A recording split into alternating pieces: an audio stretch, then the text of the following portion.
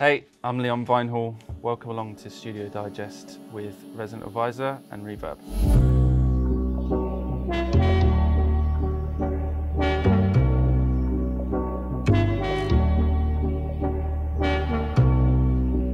So my studio is set up in a way that I'm only at arm's reach from anything that I want to grab. The spontaneity of creativity is incredibly important because ideas can be so fleeting. If you don't grab it there and then, it can just disappear into the ether. If you have your space set up not only so that you can catch those ideas quickly, but feel confident in doing so because everything has been thought about beforehand, I think that's probably the most productive way to have a creative space set up. So over on the right hand side of the room here, I've got my synths. Up here's the Moog Grandmother, great mono synth. This one's the Prophet 6, which I've had for a really long time. This actually came on tour with me when I was doing the Nothing Still live tour. I used it a lot on that record. I thought it'd be really interesting to use in more sort of scoring work. It comes filled with all these incredibly well recorded audio samples of things like strings, saxophones, people's voices, guitars, pianos. You can get this really interesting blend of synthesis and audio together, which you won't be able to get on other synths. So underneath the synths here is just where I keep all of my guitar pedals. For me, I think guitar pedals are a really great and often inexpensive way of manipulating sound, getting your sound out of the laptop and into something physical. You can actually garner a lot of really interesting results from really cheap pieces of shit, to be honest. And actually, a lot of the time, they're probably the most interesting. There isn't really something that I go to all the time. It changes. I have my little love affairs with certain instruments. The libido for it passes and it moves on to something else. That is quite common in a lot of people that play instruments and buy instruments, synths, pedals, whatever. You kind of buy something, you use it as much as possible, you squeeze out all the juice from it, and then kind of move on to the next thing. And the ones that are really special are the ones that you go back to time and time again.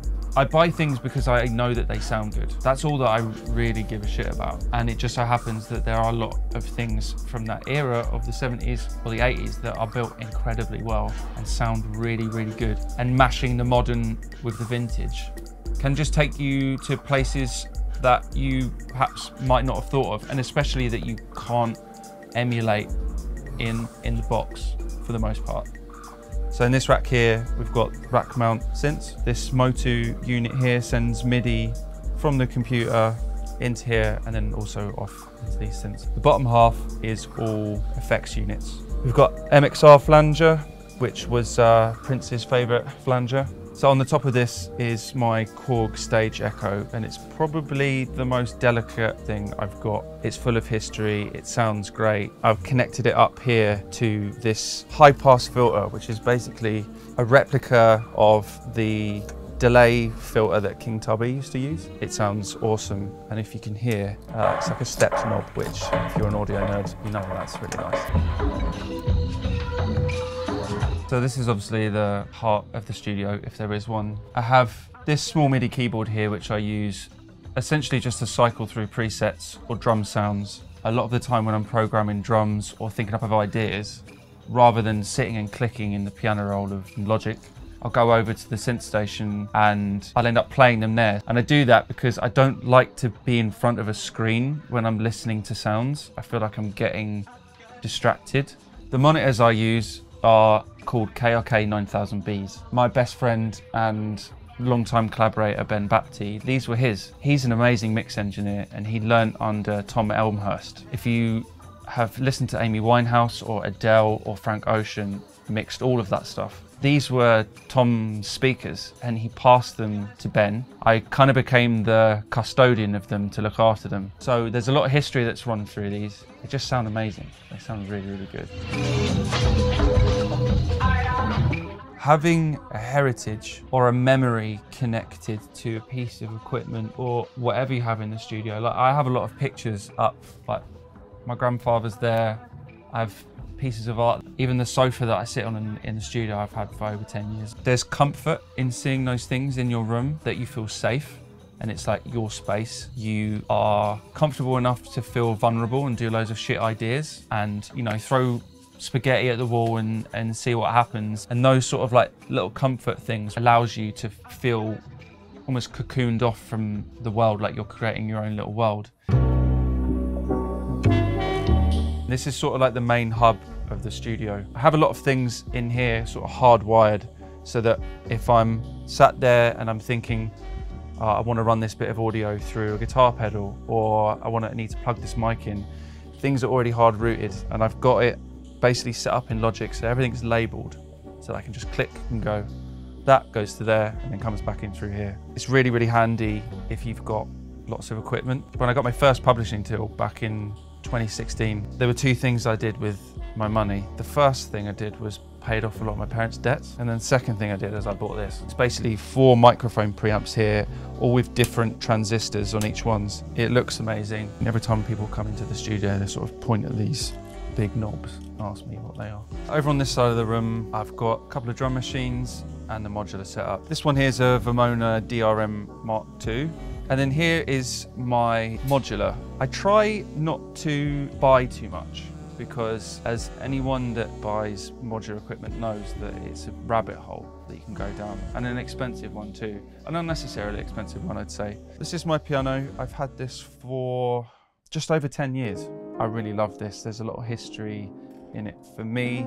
I really do my best to come and sit at the piano for at least sort of 45 minutes a day and just practice. This is my most prized possession in the studio, and it's certainly the oldest thing. It's a Neumann U87 microphone. This one specifically is from 1963. You can use it on a lot of different things, but for me it sounds great in vocals. It's super thick, super warm. I've had people from Wesley Joseph, Poison Anna, Tyson, lots of different people have come through and sung this. Me on the odd occasion.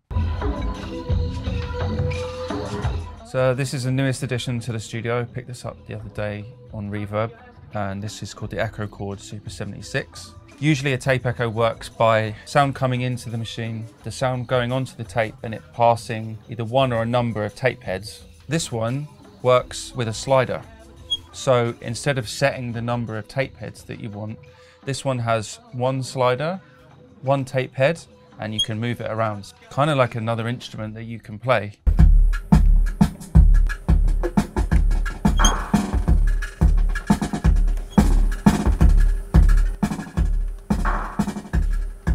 Sites like Reverb are really, really good because you can just go down these little rabbit holes of finding old little odd idiosyncratic pieces of equipment, really expensive vintage stuff, or cheap and cheerful things that are really good at getting you started and getting you sort of on the ladder of where you want to go next in terms of equipment and building a little arsenal of stuff for your music.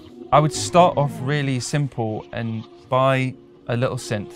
It doesn't have to be fully analog or have loads of voices or whatever. It could be Yamaha Reface synth, and they're about this big, and you can get loads of different versions of them, and they're probably like between 200 and 300 quid. And then once you've learnt that, maybe you can go to something bigger, or then maybe you can try out a little drum machine. I think there's so much emphasis put on like gear and equipment, and the thing is you can have all the gear but no idea. The advice I'd give to someone starting out as a producer or an artist is to just be really hungry for curiosity, learn as much as you can, but also once you've learnt those things to like throw them away and look at things from a perspective of trying to break the way that you have learnt stuff. I think it's really important to hone a craft and then using that to improve your creative process.